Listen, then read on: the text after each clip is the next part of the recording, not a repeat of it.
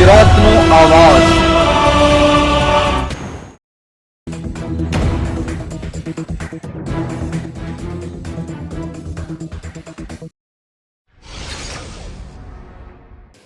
તુલસી charitable trust Dhoraji દ્વારા બાળકોને વિના મૂલ્યે પતંગ, બ્યુગલ તેમજ ગૌશાળાને આર્થિક સહયોગ રૂપે ચેક આપેલ।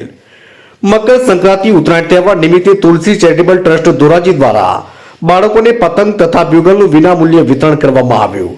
તેમજ ₹51,000નો ચેક શ્રી પાંજરાપોળ અને ગૌશાળાને તેમજ ₹51,000નો ચેક શ્રી કૃષ્ણ ગૌશાળાને તેમજ ₹51,000નો ચેક ગોકુળધામ ગૌશાળાને આર્થિક સહયોગ રૂપે આપવામાં આવ્યો।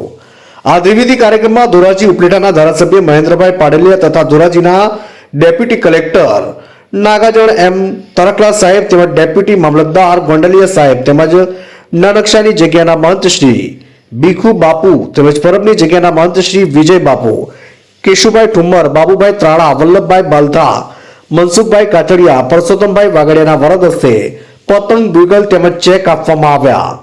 આ શુભ પ્રસંગે તુલસી ચેરિટેબલ ટ્રસ્ટના પ્રમુખ શ્રી રાજુભાઈ બાલધા દ્વારા પધારેલ મહેમાનોનું તેમજ ભાઈઓ બહેનો તથા બાળકોનું સ્વાગત અભિવાદન કરવામાં આવેલ।